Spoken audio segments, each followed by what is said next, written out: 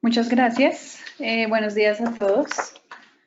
Entonces, comenzamos. Este nuevo campo de la estadística y los métodos analíticos aplicados a gestión humana se le conoce como HR Analytics. Y básicamente es una metodología que aplica recursos que son propios de la ciencia de los datos para derivar hallazgos respecto a cómo la inversión en capital humano contribuye al éxito de la organización en términos de generación de ingresos, minimización de costos y mitigación de riesgos.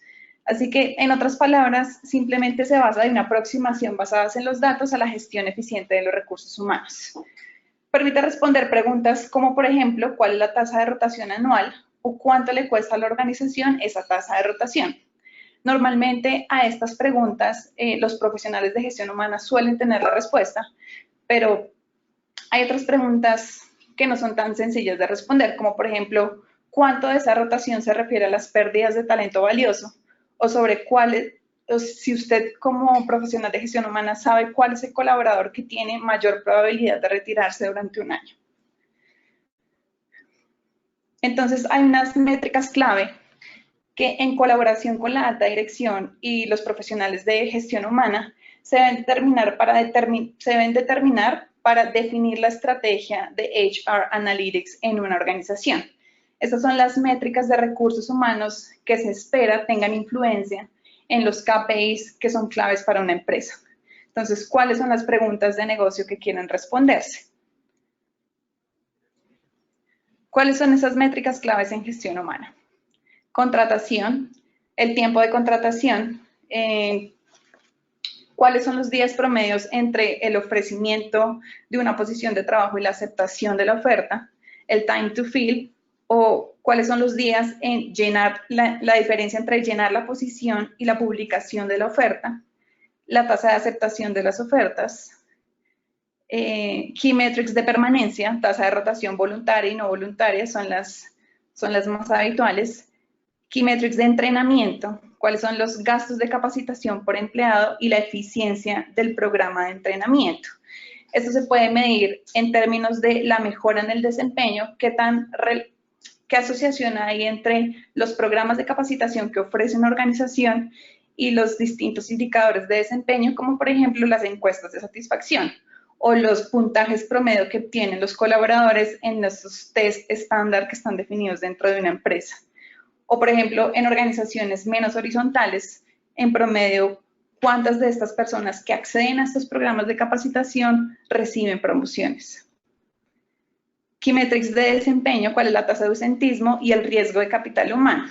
Este riesgo de capital humano es interesante porque se refiere a la posibilidad que un colaborador que es considerado como un alto potencial puede renunciar basado en 4 aspectos principalmente. La apreciación que tiene de su líder, aspectos referidos a la compensación, la opinión que tiene frente al ambiente laboral como un todo y en algunas aproximaciones más avanzadas, qué tan desconectado o conectado está ese colaborador que es un alto potencial en la red de interrelaciones de una organización, que es lo que ahora se conoce como análisis de redes organizacionales. Y por último, key metrics más financieros, como por ejemplo el promedio de ingresos que obtiene la empresa por cada uno de los empleados o el retorno sobre la inversión que hacen los profesionales de gestión humana pues, en el talento humano. Entonces, ¿cuáles son las fuentes típicas de información? Tenemos 2 tipos de fuentes, internas y externas. Internas son las que normalmente los profesionales tienen acceso y que están almacenados en las bases de datos para la nómina. Información demográfica, género, edad, formación, la antigüedad del colaborador o la fecha en la que ingresó, cuál es su compensación, cuáles son los registros de formación, ya sea en términos de horas asistidas a programas de capacitación o la inversión que se hace en el colaborador en programas de entrenamiento, evaluaciones de desempeño, identificación de colaboradores de alto valor y de alto potencial. Aquí se puede, o bien la empresa puede saberlo, ya sea por la apreciación que tiene el líder o por sus pares, o hay otras técnicas más avanzadas para identificar quiénes son altos potenciales. Detalles sobre cualquier acción disciplinaria tomada en contra de un colaborador, las causas de retiro, voluntaria o no voluntaria, información contractual del colaborador, como el tipo de contrato, lugar de trabajo, nivel de cargo, que ya se refieren a las posiciones que ocupa dentro de la empresa. ¿Cuáles son las fuentes externas? Y en fuentes externas no nos referimos a externas a la organización, sino externas al área de gestión humana. Datos financieros, cuál es el costo de vinculación de un colaborador o el ingreso promedio por empleado. Cuáles son los datos específicos de la organización, por ejemplo, ingresos por tienda, si es una empresa de grandes superficies, o encuestas de satisfacción de los clientes. ¿Cuál es la información demográfica, socioeconómica y laboral del núcleo de origen, núcleo actual y de sus entornos? Muchas veces la información que se refiere al momento, que permite entrever el momento de vida que está viviendo un colaborador, permite anticipar cuál es su posibilidad de permanecer dentro de una organización. Entonces, cuál es su extracción, si ha tenido oportunidades de formación, con quién vive, si está en un proyecto de vida, si tiene una vivienda arrendada propia, si tiene hijos, si hay personas que dependen económicamente de él. Todo este tipo de variables permiten anticipar su adherencia a la organización. Y por último, información de contexto. En nuestra experiencia, para nosotros ha sido muy valiosa las respuestas de los colaboradores a la encuesta de Great Place to Work, y en otros ejercicios, como les comentaba anteriormente, el análisis de redes organizacionales, que nos permite responder qué tan satisfactoria ha sido su inserción en la red de interrelaciones de una empresa.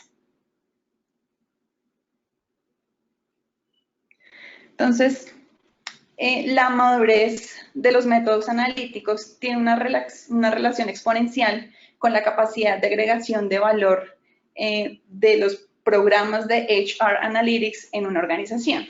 Entonces, como que el desafío hoy para la transformación digital de las áreas de gestión humana está en romper el muro. Y por romper el muro nos referimos a pasar de la analítica descriptiva, que responde a cómo es la situación, a la analítica más predictiva y prescriptiva, que no solo dice cómo está la situación hoy, sino además qué es lo que va a pasar, qué es lo que se prevé que pase y qué se puede hacer.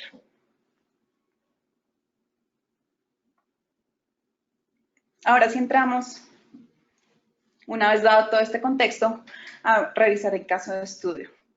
Esta es una empresa dedicada al comercio de por menor de grandes superficies. El tamaño de la organización es de más de 500 colaboradores y el ahorro estimado, una vez se implementen los modelos predictivos, es de 1.500 millones de pesos al año. Entonces, ¿cuál era la información disponible que tenía esta empresa? Y aquí lo que me interesa que vean es que ellos no tenían grandes bancos de información y fuentes muy rigurosas de almacenamiento de datos, sino que simplemente usamos lo que habían guardado en el registro de nómina durante 5 años. En ese registro de nómina que teníamos, la antigüedad del colaborador, cuándo ingresó, cuándo se retiró, el tipo de contrato, el salario, el horario que tenía la persona, el lugar de trabajo. Esta es una empresa que tiene presencia nacional, entonces, ¿cuál era la ciudad donde el colaborador trabajaba? El nivel de cargo. En este ejercicio usted trabajó solo con toda la base operativa. ¿Cuál fue su caso de retiro? Justa causa, voluntaria, por desempeño. El género de la persona, el estado civil y la formación académica.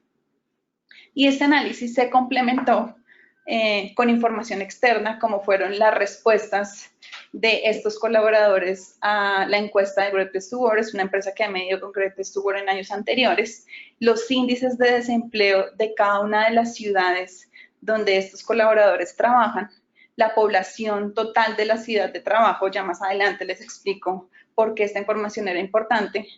Y por último, lo que nos importaba minimizar o optimizar era el costo de vinculación por cada uno de estos niveles de cargo. Entonces, la pregunta de negocio, que es lo esencial para poder comenzar cualquier proyecto, es cómo extender la permanencia de los colaboradores. Entonces acá vamos a ver el contraste entre cómo era la manera en cómo esta empresa se aproximaba a esta pregunta y la manera en cómo nosotros pues cómo pudimos apoyarlos. Cuando uno piensa en permanencia, como la aproximación habitual, sin que quiera decir que esta es la única, es analizar las tasas de rotación. Entonces, acá vamos a ver las tasas de rotación en un nivel de cargo para distintos niveles de formación académica a través del tiempo. Entonces, si se dan cuenta, lo que esto nos está diciendo es que en promedio durante los últimos 5 años parece ser que la persona que ha alcanzado altos niveles de formación, como es el profesional, pensando en una gran superficie, son las personas que rotan más. Y estos son el tipo de hipótesis que reconfirman como intuiciones que tienen los profesionales de gestión humana. Entonces, ¿cómo no van a rotar más aquellos que ya tienen un título universitario si trabajar en una gran superficie simplemente es un trabajo transitorio? Ahora, ¿cómo lucen estas tasas de rotación por diferentes, pues por el estado civil? Nuevamente, lo que esta gráfica nos dice, lo que esta tabla nos dice, es que en promedio, durante los últimos 5 años, parece ser que los que rotan más son los solteros. Pero entonces, esto tiene varios inconvenientes, analizar únicamente las tasas de rotación. Supongamos, por ejemplo, que estamos analizando un nivel de cargo y hay 20 personas en este nivel de cargo, y de esas 20, 2 personas se desvinculan en un mes. Entonces decimos, ok, en ese mes tenemos un 10% de tasa de rotación y avancemos suponiendo que ese 10% es muy inferior a la tasa de rotación que tiene la organización en otros niveles de cargo, entonces parece un resultado positivo. Además, supongamos que el costo de vinculación en promedio de esas 20 personas es de 2,5 millones por cada uno. 2,5 millones teniendo en cuenta desde el momento en que se lanza la oferta, el tiempo que gasta el profesional de talento buscando a la persona, todas estas pruebas aptitudinales, exámenes, bla, bla, bla, 2,5 millones. Analizar solo las tasas de rotación no nos dice cuál fue el tiempo de permanencia promedio de las personas que se desvincularon. Entonces, podemos tener dos escenarios muy distintos. Las personas que se desvincularon el día después de entrar a la empresa, que incluso en grandes superficies hay un fenómeno que es muy conocido, es que las personas ni siquiera se presentan a trabajar. Entonces, usted se gastó 2 millones de pesos, 2,5 millones de pesos en un día. Mientras que si las personas que se desvincularon no duraron un día, sino duraron un año, eso quiere decir que usted se gastó 2,5 millones en 365 días, lo que equivale a 6,800 pesos diarios. Lo que quiero decir con esto es que conforme las permanencias se van extendiendo en el tiempo, el costo de vinculación de ese colaborador se va amortizando y por lo tanto es menor. Eso no es posible verlo solamente analizando las tasas de rotación. Otra cosa de la que no habla es del tiempo de permanencia que es deseable para cada uno de estos cargos. ¿Cuánto es lo mínimo que yo quiero que esta persona me dure en el cargo? Esto no es posible saberlo a partir de las tasas de rotación y de pronto lo más obvio es cuál es la interacción entre las variables, quedándonos acá solo con el ejemplo de estado civil y formación académica. ¿Será que todos los solteros, independiente a su formación, tienden a rotar de la misma forma? Aquí no lo podemos saber. Entonces, la primera pregunta que nos queríamos responder es ¿cuál es la permanencia de los colaboradores hoy para un cargo específico? Entonces, ¿cómo decidimos hacerlo? Ubiquémonos en un día calendario del año, marzo 13. Vamos a analizar las personas que hoy están activas en ese cargo versus las últimas personas que se desvincularon y tenemos dos grupos del mismo tamaño. Y ahora vamos a organizar cada una de estas personas, los dos grupos, de menor permanencia a mayor permanencia. ¿Por qué hacemos esto? Supongamos que en un nivel de cargo tiene 10 personas y 3 de esas personas son nuevas. Cuando uno les pregunta a los profesionales de gestión humana cuál es la permanencia promedio del nivel de cargo o la permanencia esperada, pues se toma un promedio de quienes están hoy sentados en la oficina. Entonces, de estas 10 personas, ¿cuál es el promedio de antigüedad? Pero si 3 de esas personas que están en el nivel de cargo hoy son nuevas y reemplazaron a colaboradores muy antiguos, usted va a estar subestimando la permanencia esperada de ese colaborador, porque yo no estoy esperando que usted me dure lo que dura hoy, sino que dure lo que duró la persona que se fue. Entonces, se compara uno a uno.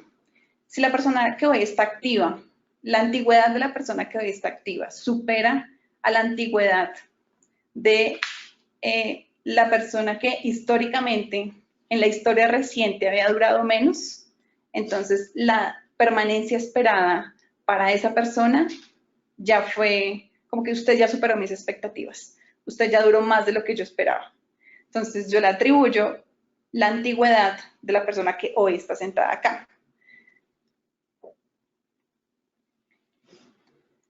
Si en el caso contrario, la persona que hoy está sentada acá, la antigüedad de esa persona es menor al de la persona que ya se fue, entonces yo todavía tengo una expectativa frente a lo que usted puede durar.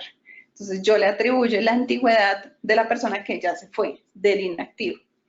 Y así se hace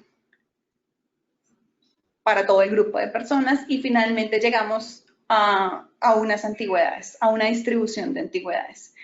Lo que se ve en esta gráfica es que para la posición A que estamos analizando en la empresa, la mayor cantidad de antigüedades estaba muy cercana al cero, es decir, la mayoría eran muy recientes y había uno que otro, unas antigüedades que tendían a ser muy extensas, como esos casos atípicos en esa posición. Una vez teniendo todas esas antigüedades, lo que nosotros decidimos hacer, esto ya es arbitrario, pues uno puede distribuir esa antigüedad en distintas categorías.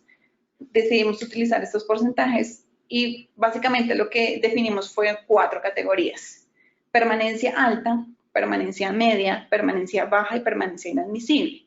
Los que se van a considerar como una permanencia inadmisible es el primer 2.5% de las antigüedades. Esto como luce ya con datos reales. La permanencia inadmisible para el nivel de cargo A en la organización es de 2 semanas. Yo no puedo vincular a nadie que me dure menos de 2 semanas. Y si bien esto parece obvio, es algo que es difícil de controlar durante el proceso de selección. Y la permanencia, con mi mayor expectativa frente a lo que una persona puede durar en este cargo, son 138 semanas, o lo que es igual, más o menos 2 años y 7 meses. Entonces, volvamos al ejemplo de formación académica y estado civil.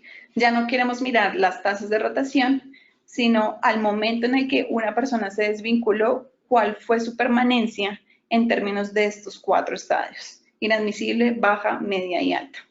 Entonces, si nos damos cuenta, aun cuando las tasas de rotación nos decía que parecía que el profesional era el que tendía a rotar más, lo que nos dice la permanencia es que si bien la tasa de rotación es sensiblemente mayor, cuando el profesional se desvincula, normalmente tiene el 50% de las personas que se desvincularon siendo profesionales tenían una permanencia alta.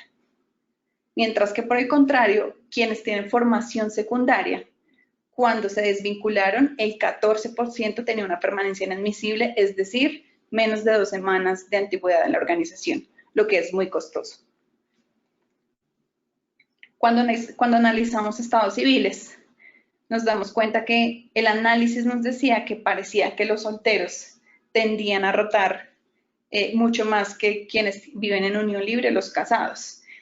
Cuando miramos las permanencias, parece no ser tan así. Parece que la permanencia del soltero y del que vive en unión libre es muy similar, cosa que no se veía en las tasas de rotación. Entonces, Si bien este es un primer paso, todavía seguimos teniendo una limitante y es cuál es la interacción de estas dos variables, suponiendo que solo tuviésemos dos, formación y estado civil. Entonces, lo que se hace es un análisis multivariado que básicamente combina estas dos variables para encontrar el perfil del colaborador que más desea quedarse en su organización. Y quiero que aquí nos centremos en dos casos puntualmente. El perfil 1, que es formación secundaria, que es soltero o vive en unión libre, y el perfil 5, que es soltero, vive en unión libre, pero tiene un tecnólogo o es profesional. Entonces, cuando uno combina características demográficas, perfiles de personas, llega a perfiles de personas, estas tasas, estas permanencias, las diferencias empiezan a exacerbarse, empiezan a hacerse mucho más grandes. Entonces, si bien parecía que el soltero tendía a rotar mucho, junto con el de unión libre, cuando lo combinas con formación, te das cuenta que el soltero con formación básica rota mucho.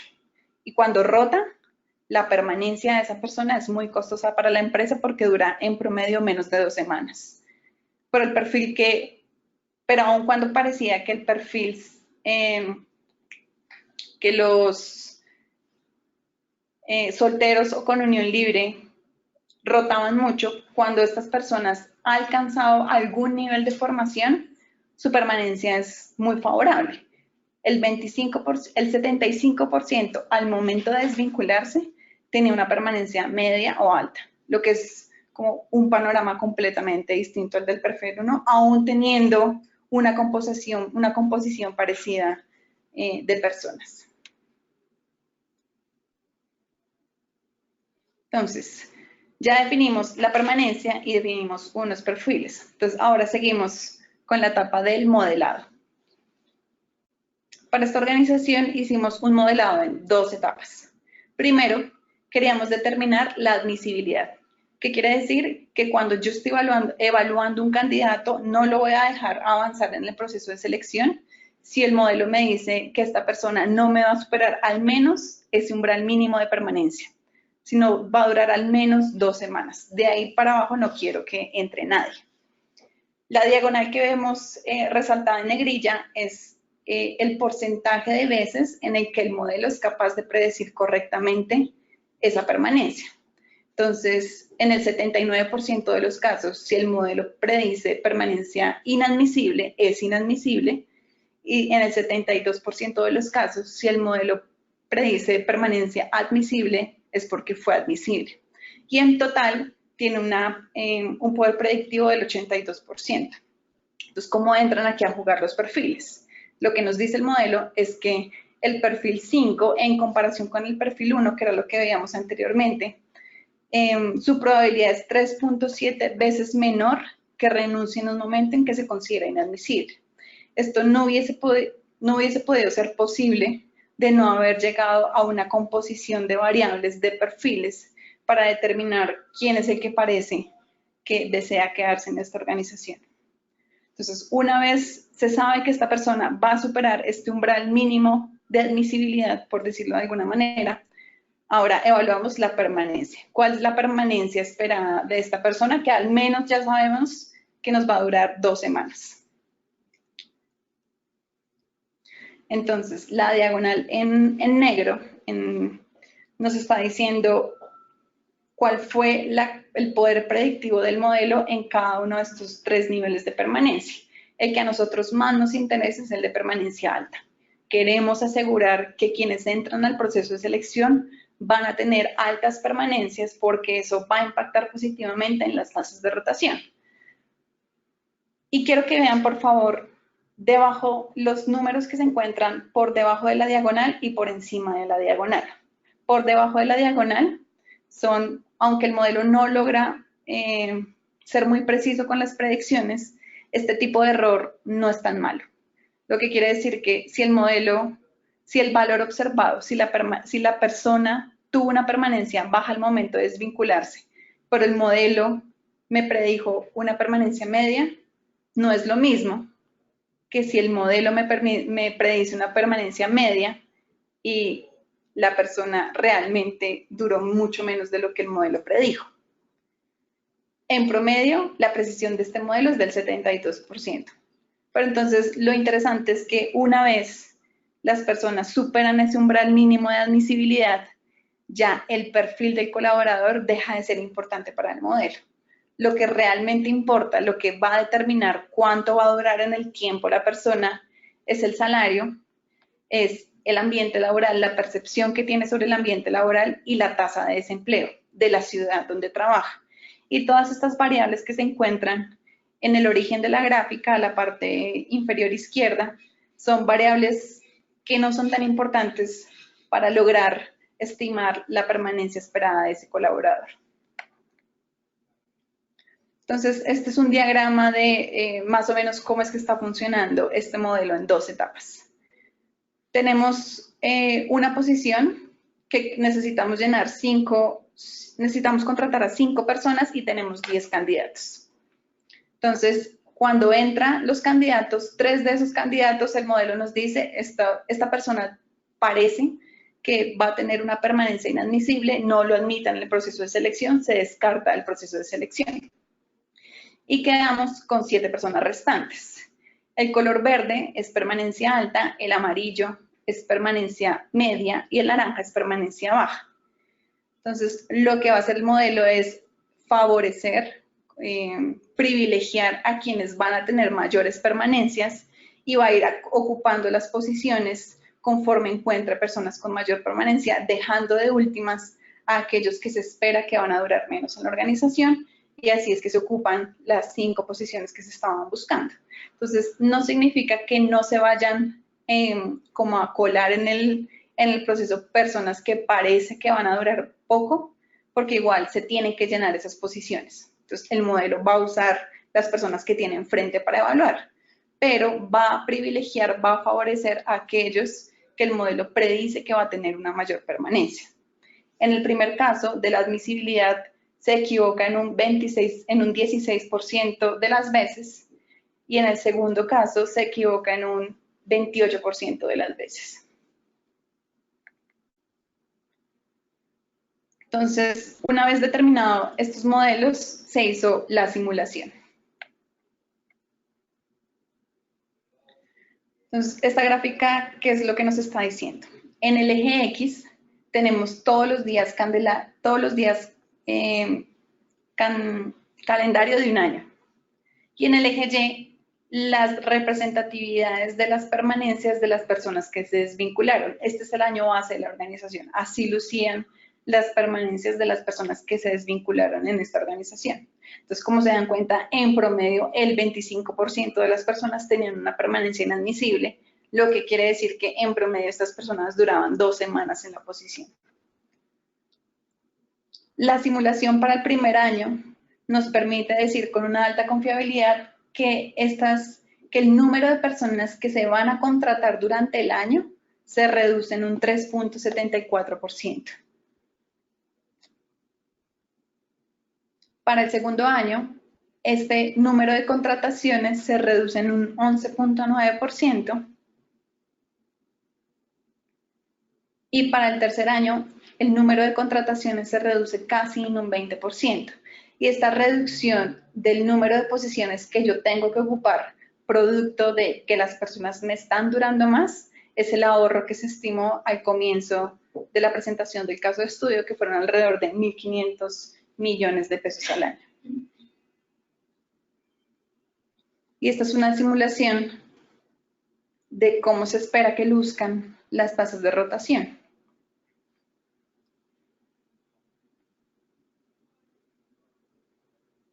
Entonces, para finalizar, en HR Analytics siempre está la inquietud de, bueno, ¿cuáles son los primeros pasos que hay que emprender?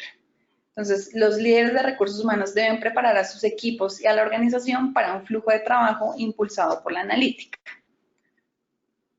El mapa, el camino hacia HR Analytics, en nuestra opinión, son al menos 3.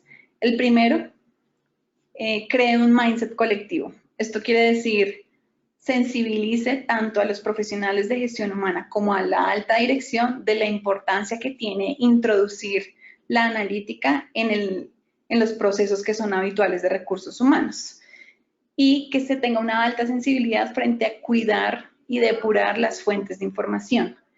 Hay una frase que dice, una fuente única de la verdad, múltiples perspectivas de la verdad, que cuando uno acceda a una base de datos, esta información sea confiable y se puedan derivar conclusiones de estos registros. El segundo es los científicos de datos, como hoy se denominan a quienes trabajan en estadística aplicada, ahora están haciendo parte de las áreas de recursos humanos, pues garantizan la solidez del modelado estadístico y de las predicciones y además sirven como asesores y entrenadores guiando a sus colegas de recursos humanos sobre cómo entender y aplicar los métodos. Y el tercero, logre victorias tempranas. Comience por proyectos pequeños de alto impacto que tengan resultados tangibles en el corto plazo. Muchas gracias.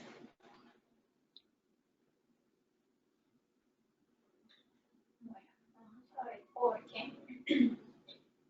Camilo nos tenía una pregunta ya desde hace un buen ratico y fue cuando estabas hablando de los activos y los inactivos y él dice como que cómo selecciona los inactivos, como con qué tiempo de anterioridad se pueden seleccionar esos inactivos. Se seleccionan de acuerdo a cuántos activos hayan hoy en una posición. Entonces, si estoy analizando un cargo y ese cargo tiene 20 personas activas, me voy atrás en el tiempo, en la historia más reciente, y me traigo a los 20 inactivos, los últimos 20 inactivos que se desvincularon. Ok, pues están como muy tímidos. Lo que aquí...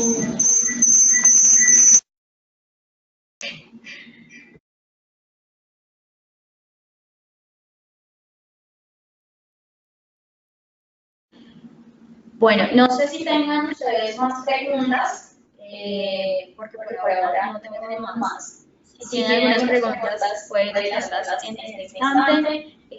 Si no, pues daríamos como por finalizado el webinar. Recuerden que este webinar es grabado, lo pueden encontrar a partir de mañana en nuestra página web y en nuestro Workplace. Bueno, Javier Baquero, fuera de las variables de formación y estado civil, ¿qué otras variables logran vincular? Ahora tú Formación estado civil solo se utilizó para perfilar a las personas porque el análisis nos indicó que eran las únicas variables que nos permitían anticipar diferencias en las permanencias. Pero esos son atributos del colaborador, variables sociodemográficas. Pero se incluyó otras variables, como explicaba, que ya se refieren como a los entornos. Entonces, en este caso fue el índice de ambiente laboral, la tasa de desempleo de la ciudad donde trabaja el colaborador, y el salario y la compensación que recibía ese colaborador en esa posición. Listo. Bueno, creo que no tenemos más preguntas. Entonces, a todos muchas gracias por su asistencia. Como les digo, les repito, lo pueden encontrar este webinar en nuestra página web a partir de mañana y en nuestro grupo de Workplace. Muchas gracias y nos vemos en una próxima oportunidad.